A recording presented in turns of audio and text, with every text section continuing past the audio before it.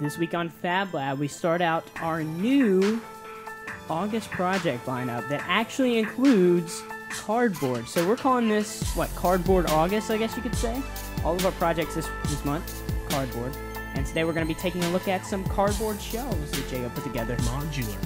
All this week on FabLab. FabLab, Episode 11.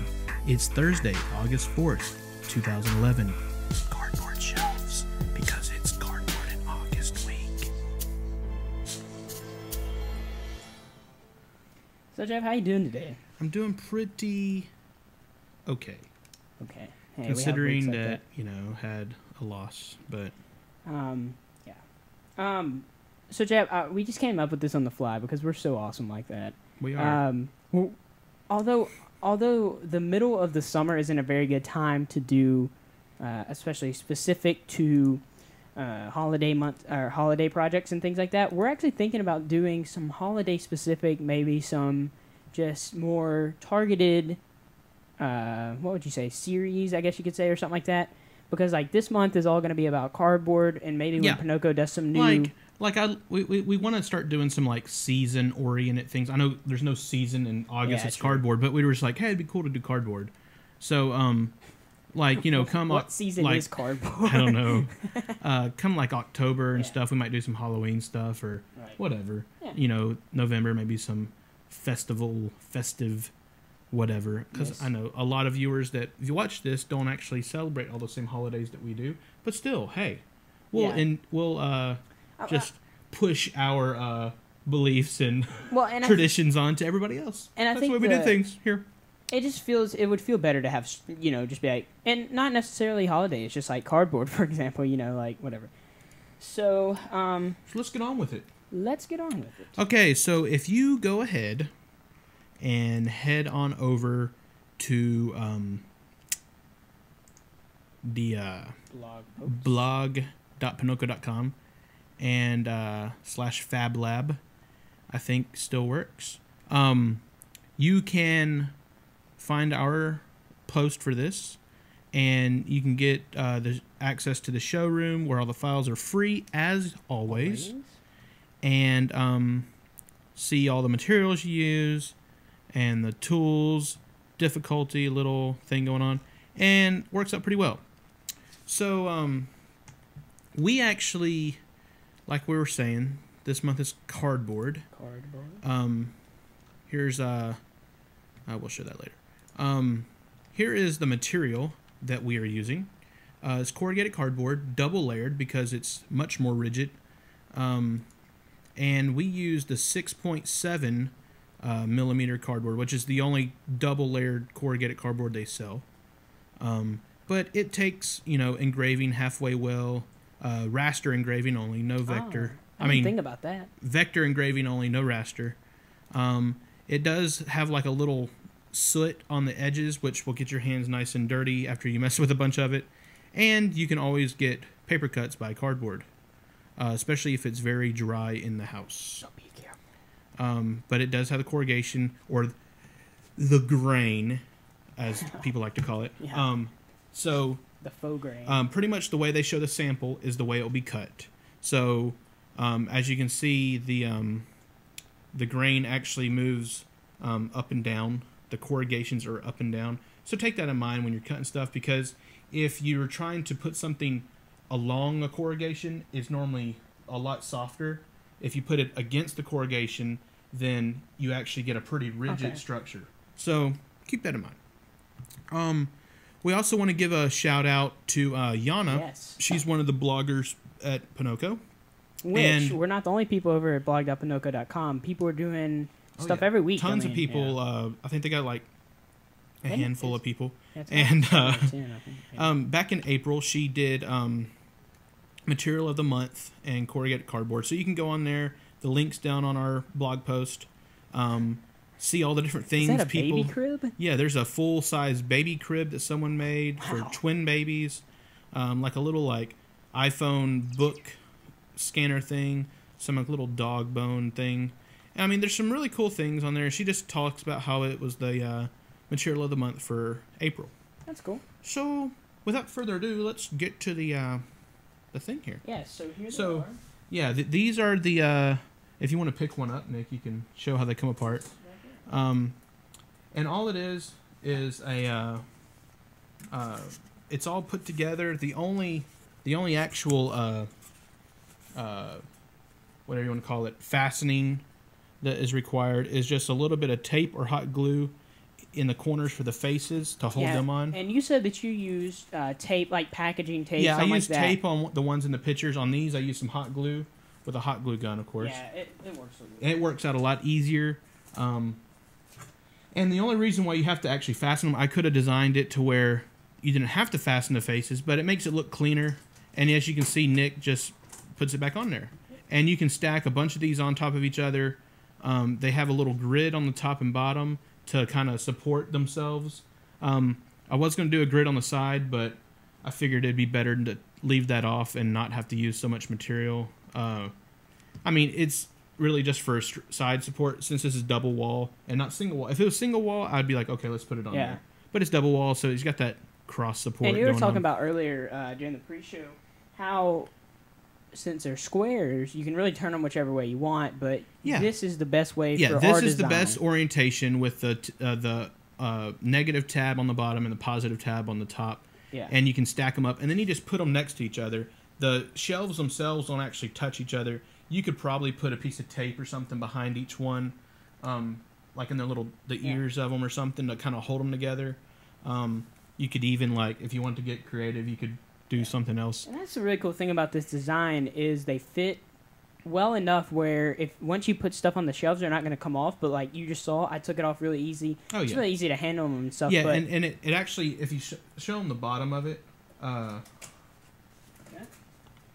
the bottom actually has some cutouts here and here, and that actually lets you. It kind of centers it on the next piece. Oh, okay. So you don't have to work as hard to put it together. You can also you can't rotate them. I didn't design it to where you could rotate them 90 from each other. But you could change up the design and make that happen if you want it. And that's what's cool about our stuff is they're SVG files. I did them in Inkscape this time. Oh, okay. All open source, all free. So you can download the file, open it up in Inkscape, and mess around with it. I mean, they're right there. You don't have to worry about trying to bring it in and doing whatever with it. And Inkscape's cross-platform, right? So yeah, Mac, Windows, Linux. So sweet. Go for it. But now we are going to show this is something we need to do more. It's kind of hard with with more complex projects, but. But what we're going to do is actually show you how to put one together real quick for funsies here. So follow us to the never-before seen... So do you want me to help you do it, or do you want me to narrate? Okay. Yeah, we can all do it together. Let's all do it. So let's go over to the thing.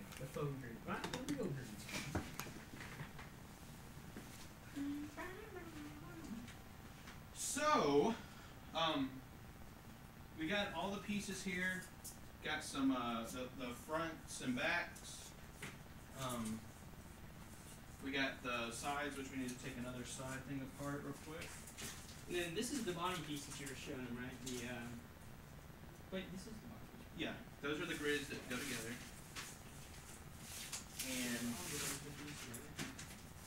And you design. There's a lot of our projects that are designed like this, where they just fit together, like the T-Rex is one that I recall. It does that way. So I'll just show you guys how easy it is to put together. You might want to mention you do have to work these a little bit. You have to what? You have to work these a little bit, like you're saying. Oh yeah. I did make the slots a little bit smaller than the but when you think about it, the actual piece, so you kind of got to get it in there just right. But what you do, you slide these two pieces together, and these don't really matter their orientation right now. Then you take the same piece as the opposite, which is over here, and slide it together. Does because I know a lot of people, when I posted some pictures of this on Twitter, were really interested in getting some of these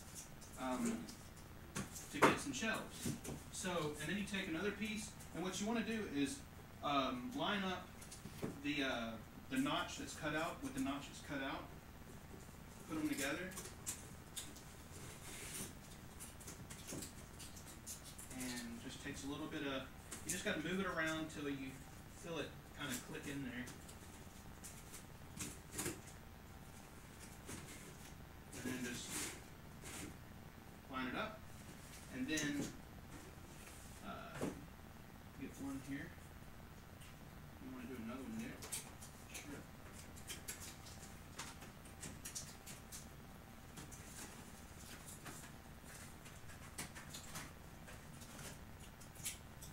And you see, I just put those in the notches there, and then you come on this side.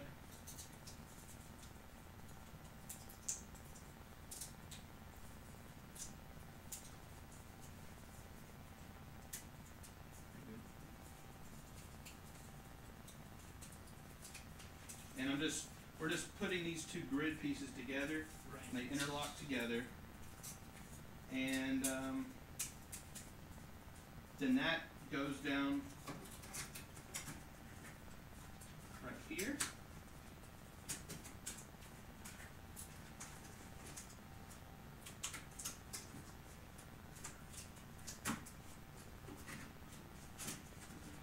Okay, and then what we do, and again you line up your notches, so you got the big notch sticking out here, and you just stick this around the four pieces. Around the lip, around the outside. Flip it over, and then what I'm doing is I'm just using a hot glue gun, and I'm just putting a bead of hot glue around some of the edge.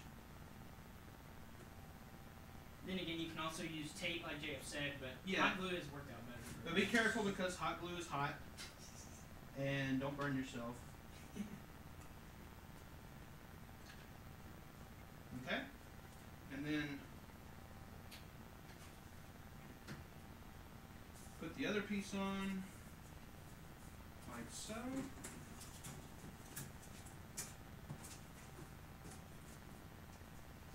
Don't touch the other hot glue. I was doing that a lot before the show.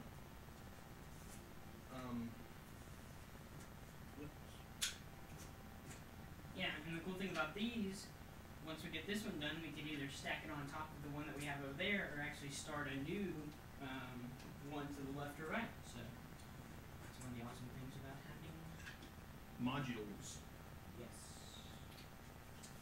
And you let the glue dry, and or cool down, I should say. Just make sure you, and there you go. That is another shelf with a bunch of stringy things hanging off. So what we can do now is actually can you grab the other one too? So we got one stacked up here like before, and then here's another one, and there you go, right on top. So you can do 3 high. I probably wouldn't go too much higher than that, but I did test it out, and we'll show some pictures of that real quick. Okay. On the weight,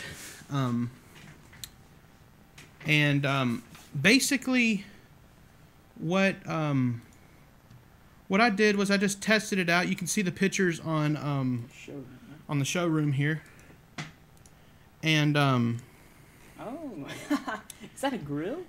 No, that is a this is a toolbox. Weighs about weighs about 25 pounds, which is about whatever I said, 11 or so kilograms, I think. And there's a roll of masking tape and an iron down at the bottom. And you can see it's fully capable of supporting it. It didn't feel like it was going to fall over or anything like that. So, yeah. That's pretty much it. So, go on the showroom, download them, tweak them, whatever you want to do to it. Make some. Great thing about Inkscape. Oh yeah, the price. Oh yeah, I was gonna ask you, and Blabs as well. They're about, which you could probably tweak it a little bit more than I did, but they're about, with my Prime discount, I think it was like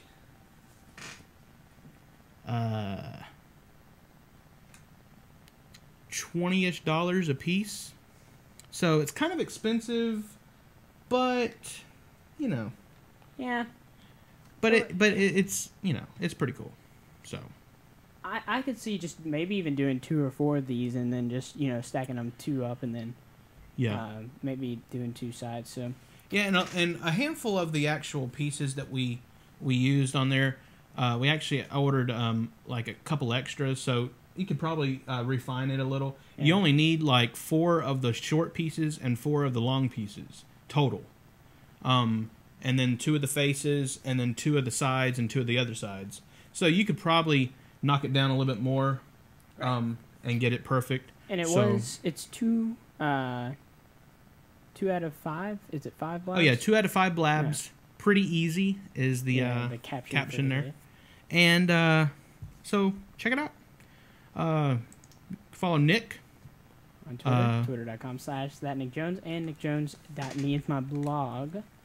You can follow Jabe on Twitter, twitter.com/freakinhuge, FREAKINHUGE, and jacobroberts.me. Make sure to check out blog.ponoko.com. That's where all of our episodes are posted, as well as on our own site, pbcasttv.com, and twitter.com/pbcasttv is where you can learn where we're going live and when the episodes are posted and everything. And also, still standing, even though this month has already been planned out, we're still looking for suggestions. fab@pbcasttv.com. And we'll send you a nice little leather FabLab keychain if we pick your idea. So yeah. Yeah. What's the other thing I was going to say? Can't remember. Anyway. iTunes. We're in iTunes as well. iTunes video feed if you guys are up on that. So search for us, and you will find us. Alrighty, guys. So until next time, I'm Nick Jones. I'm Jacob Roberts. This has been another episode of FabLab. See you guys.